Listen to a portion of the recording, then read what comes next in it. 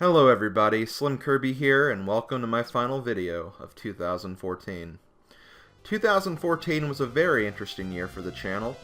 I covered a variety of sequels that I plan to do for the channel. I took part in the ever-glorious Smash hype that defined the releases of both new Super Smash Bros. Games, and I even took some steps into some M-rated content as well. Although I will say that maybe I took some steps backwards in terms of my video views and subscribers gains. Although, I would blame that more on how screwed up YouTube has been these past few months and how oversaturated Let's Playing has become, I still think on the whole it was a very good year for my channel. There wasn't a console Mario Party game or any Simpson game playthroughs, and the victories of a one-coin margin were practically unheard of, but I had a lot of fun with the games I played, and I hope all who watched enjoyed themselves as well. Last year I hosted a top 10 list of my top 10 favorite projects from 2013.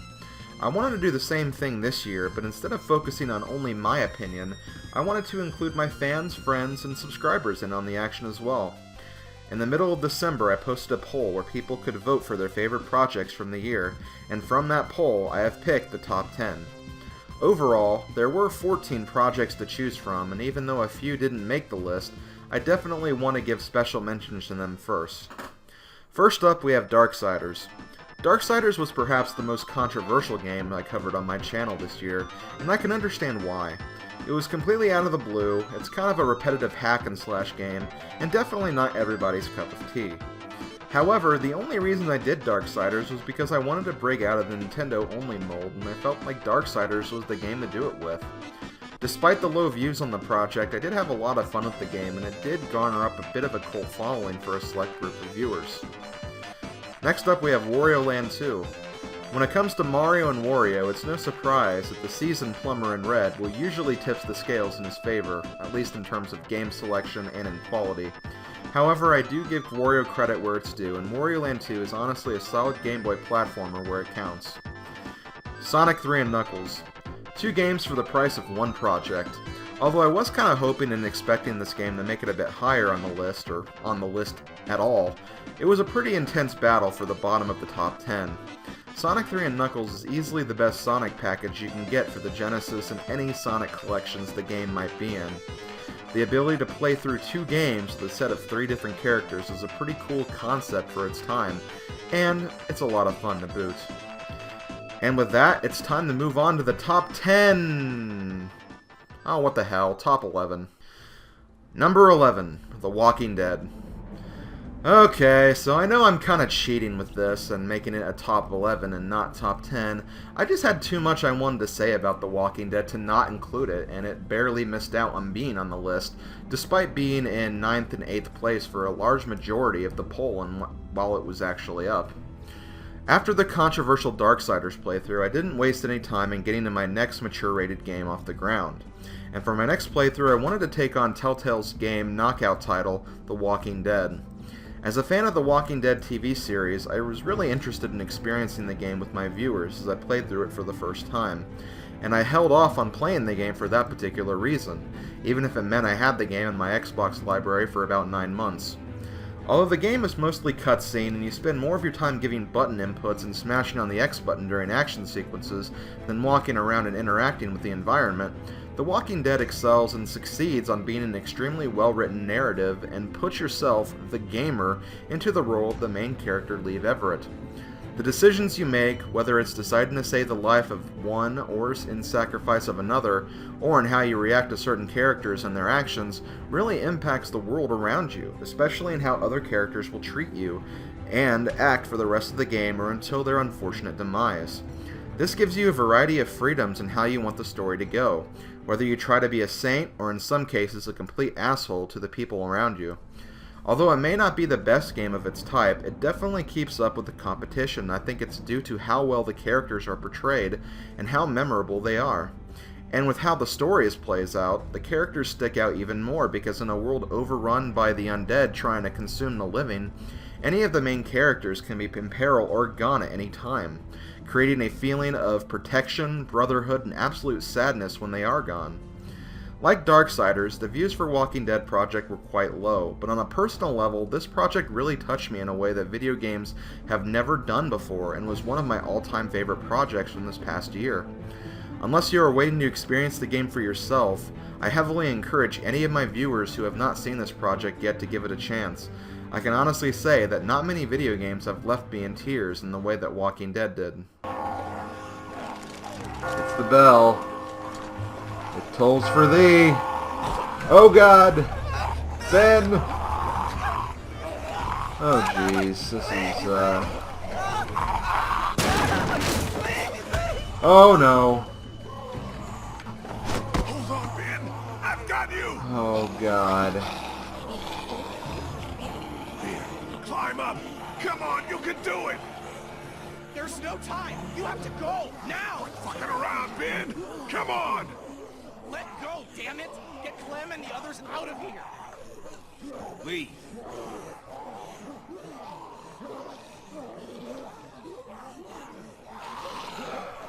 Number 10, Mario Party Advance. I know a lot of people were hoping for Mario Party DS or Mario Party Island Tour when I started this project, but I decided to go for Mario Party Advance instead. It is definitely the black sheep of the entire Mario Party series, completely removing the board game aspect of the game and focusing more on a bunch of fetch quests and silly minigames. However, this game has become a bit of a guilty pleasure of mine regardless, and it's honestly worth checking out. Just don't expect it to be one of your all-time favorite games, because, I will admit, it is definitely not as solid as the other Mario Party games in the franchise. What the hell is this? What the... Oh my god! What? Whee! Oh my god, that's the stupidest thing ever. Number 9, New Super Mario Bros. U. The New Super Mario Bros. Series is unfortunately one of those series that gets a bad reputation for having their reviews state, if you've played one, you've played them all. Although I see where most of these reviews are coming from, I don't necessarily think I would go that far as to say that you could skip any of them, especially when it comes to New Super Mario Bros. U. The formula is pretty much the same Mario gameplay you've come to expect from a 2D Mario platformer these days. You enter a level, you jump on or over some enemies, collect some power-ups, make jumps over some tricky platforms or bottomless pits, collect the typical 3 star coins, finish the level, and then start the process all over again. However, for being such a repetitious concept, we can't help but be addicted to this formula. Why? Because even after 25 years, it's still fun, and Mario Bros. U is honestly no different. I think what makes this game such a great experience, however, is how it was the best game for the Wii U system to launch with. The HD graphics looks absolutely stunning, the Miiverse implementation is fun and innovative, and with the impressive control of the Wii U gamepad or the Pro Controller, it feels like the old days of playing Super Mario World on your sofa while wearing your Rugrats pajamas. Absolutely nostalgic and absolutely fun. Oh, and did I say Rugrats pajamas? I meant Transformers. Nah, well, who am I kidding? Rugrats was freaking awesome back in the day. And yeah, I want the Emolga Shroom. Can't take that away from me. If I want to be a flying squirrel, you're gonna let me. And then I'm gonna feed you all to my blue Yoshi. And you guys are just gonna have to take it. Number 8, Mega Man 1, 2, 3, 4, 5, and 6. One of the absolute worst times of the year happened during the annual fall hard drive crash of 2014, where once again, the months of October brought an absolute hell to the SlimKirby channel. Not only was this hard drive crash incredibly inconvenient, but it also delayed The Walking Dead and 2 other projects, that will be named later on this list, from having updates for an entire month. However, as with VVVVVV of 2012 and the Stanley Parable of 2013, these crashes have usually resulted in some really good quality projects on my channel. This year, the unfortunate HD crash resulted in my playthroughs of the first 6 Mega Man games on the NES. Mega Man has always been one of those games where I loved watching the playthroughs of them, but I was unable to actually play them myself, mostly due to my lackluster skills at NES platformers. However, with the help of some of my close friends, I was able to not only beat these games, but also accomplish 6 full playthroughs of these games on my channel. It took an extremely long time, but as of 2014, I can officially say that I am a true blue fan of the Blue Bomber. Yamato! Yamato! Yamato! Yamato! Yamato! Yamato! I don't know why I'm having so much fun with that. I know why. Yamato! Number 7. Mario Kart 64. Last year, during my top 10 list, I made a claim when I was honoring Super Mario Kart, saying that it was only the beginning of seeing Mario Kart on my channel. Although this claim was certainly true, I didn't get to as much Mario Kart as I initially planned for this year. I guess you could say a different kind of Nintendo hype took over the year 2014, but I'll get to that a bit later. Mario Kart 64 is one of those games I look back on from my childhood and smile at. I got to enjoy this game with my friends, my cousins, college dorm mates, and even my own father. Hell, I even got to take this game to PAX East this year and play with 3 of my best friends for the Battle Mode playthrough. It's amazing how such a game can bring so many people together and continue to accomplish that feat for almost 20 years. This is definitely a series I'll continue to cover on my channel in the coming years. Here it comes, here it comes! Oh god.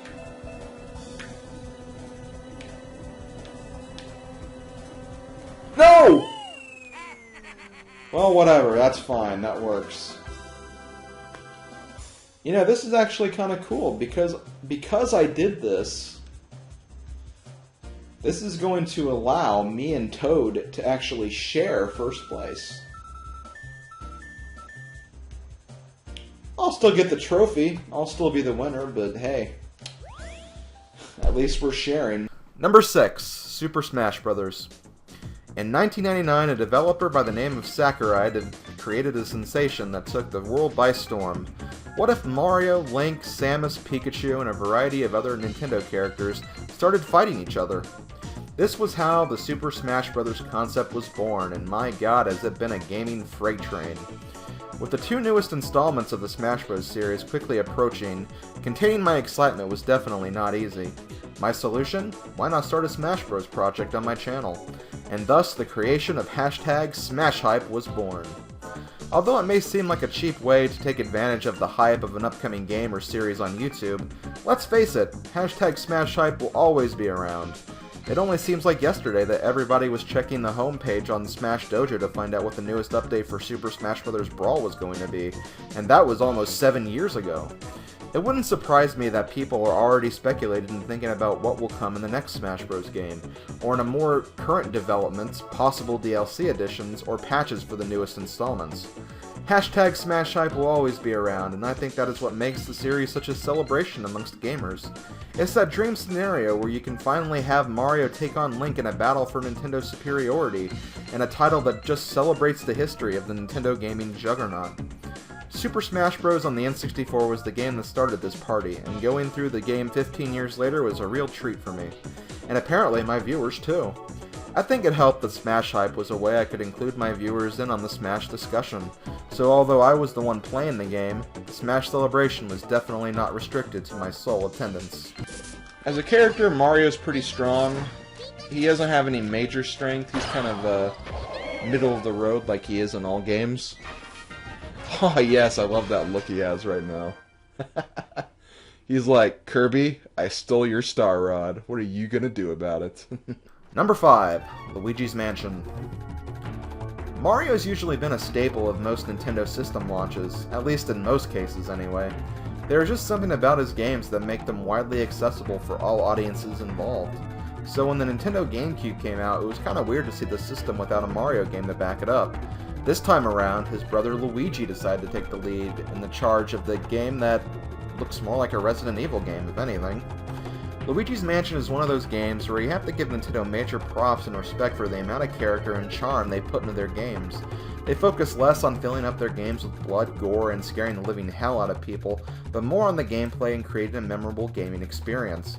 This is why I think Luigi's Mansion is one of the most underrated gems you can find in the gaming world. Yeah, you can finish the game in a single sitting if you put your mind to it, and it won't take more than a few playthroughs to completely master all of the mechanics, but it's still a game that you don't mind casually picking up every now and then either. I wanted to cover this game before Halloween came around, but due to the aforementioned computer crash, I had to postpone it for a few weeks until I could get back on my feet. Even though it came out at what seemed to be an improper time, it was still an adventure that was well worth the wait and worthy contender for the top 5 of this list. I've never seen 2 ghosts active at once. This is... I mean, I'm sure it can work. I got 2 at once! Are you just loving my brilliant inventions? What, is that gonna save? I did get both of them right. I've actually never had that happen before. Okay, hold on a second. Number 4, Banjo Tooie. Banjo-Kazooie was one of my favorite playthroughs from 2013. In my opinion, it's one of the best platformers that the Nintendo 64 has to offer, and is hands down one of the most hilarious games Rareware has ever made. My excitement was no surprise when they finally announced Banjo-Tooie was going to be a thing before the N64 would get replaced by the Nintendo GameCube. Also, due to the popularity of my Banjo-Kazooie playthrough, along with my own personal enjoyment of the LP as well, I was very much looking forward to doing the second game for my channel as well. Although the game itself didn't quite match the impact that the first game had on me, and both my LP and the game itself, Banjo-Tooie is still a game I heavily recommend gamers in trying out. The 3D platforming is superb, the minigames are fun, even though they are a bit repetitive, and the humor is just brilliant. For a while I was wondering how this game scored so high on my list to begin with, because there weren't very memorable moments that were coming to mind. But then I remember that this game doesn't really need very many extra moments. It's a memorable game that stands out on its own, and that's why it's such a great gaming experience. Also, the voice acting was a lot of fun to do, and there aren't very many games where you can say that you destroyed a construction worker with a pair of dirty underwear. Oh my god!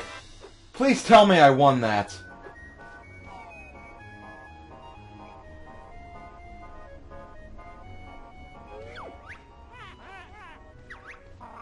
Oh, thank God. Ow. Son of a bitch.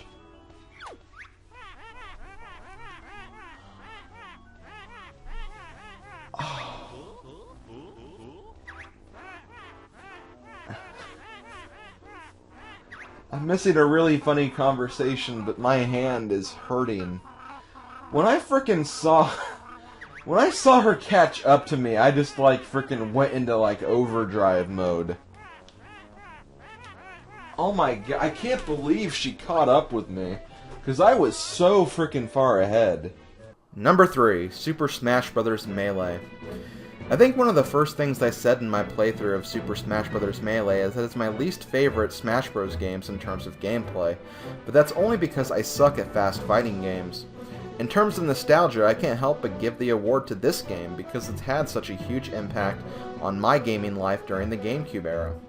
For hours I would sit in front of my GameCube smashing my opponents to oblivion, and let's face it, introducing this game not long after the release of the first Smash sensation, with a product that has twice the amount of characters, stages, and quadruple the amount of playing options, this was a title that I think really got the GameCube going, or at least made it stay relevant during the generation where PlayStation 2 and Xbox were putting up some major fights. Not only that, but this game also gave major steam to the competitive Smash Bros. Scene as well, making it one of the highlights of the many fighting game tournaments you see these days. Covering this game in the early stages of Smash Bros. 4 release was not only a smart idea, but another good way of celebrating Smash hype on the whole. As for the project itself, I knew this one was going to be a very strong contender for Project of the Year. You take a super influential game, combine it with a variety of funny moments and memorable Nintendo characters, and you have yourself a pretty good time. Oh, come on, and you get frickin' Zapdos. And you get frickin' Lugia!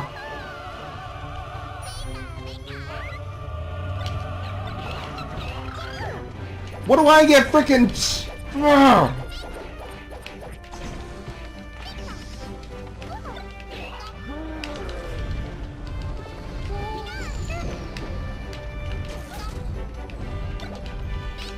Why is this fight so unfair? I get frickin' Goldeen again! Number 2, Super Mario Sunshine. Oh, Super Mario Sunshine. What left is there to say about you?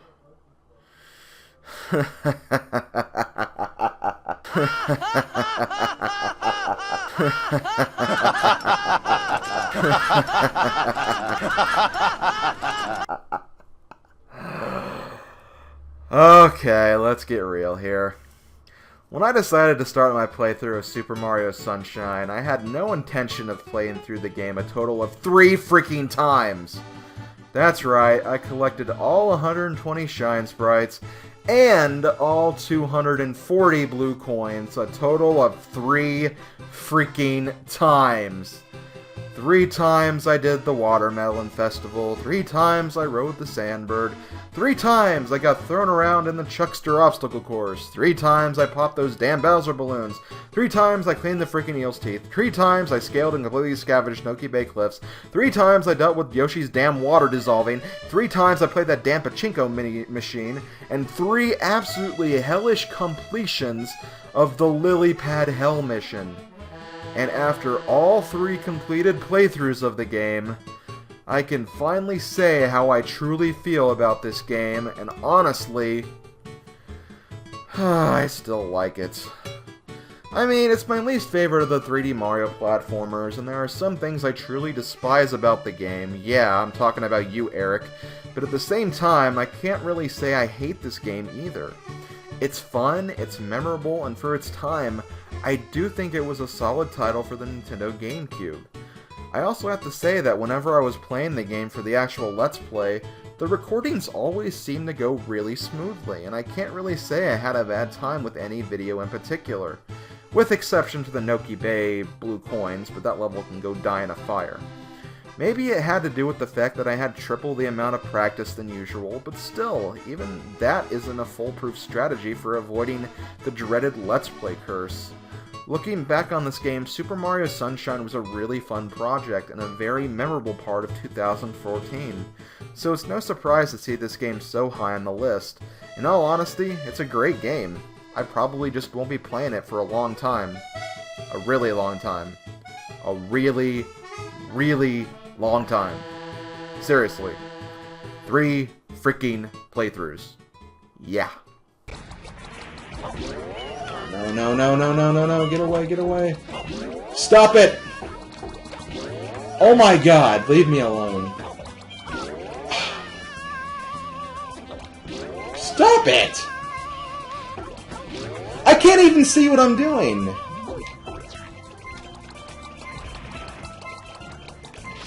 Ah! Ah!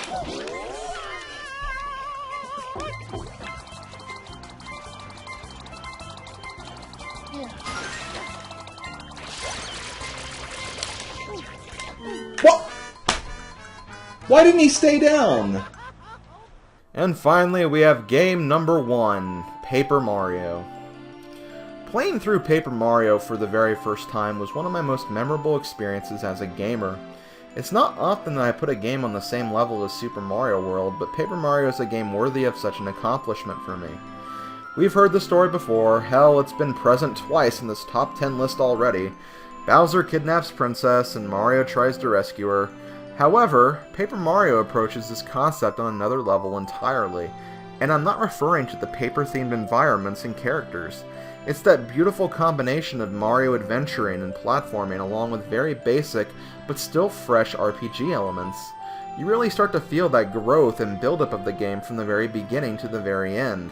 How at the start, Bowser was finally capable of actually stopping Mario from succeeding, and how Mario must get stronger using the items, abilities, and allies that he gains along the way to overcome what at first may seem to be an invincible opponent.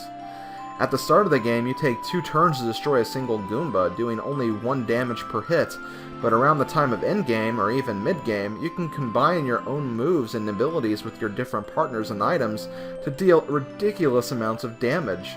It's this type of gameplay that I feel makes the game extremely memorable and overall a very enjoyable gaming experience. Last year, Paper Mario had only been through about 2 chapters by the time I made the 2013 special, and in my eyes didn't quite qualify for the best of 2013 list. However, I did make a prediction that this game would be ranking very highly in 2014's list, and you guys have not disappointed me in making that prediction come true. It doesn't surprise me that it was ranked as my best project of 2014, and I look forward to more Paper Mario goodness in the coming year as I start Paper Mario: The Thousand Year Door. This game was a truly memorable experience, and so was the Let's Play. From the voice acting, the gameplay, the RPG elements, and even the story, for crying out loud. Paper Mario is an absolute gem. Oh, I'm such a jerk.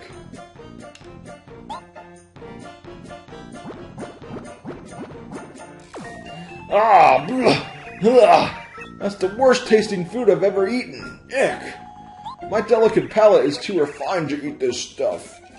I can eat only fruit of the finest quality, or I might gag.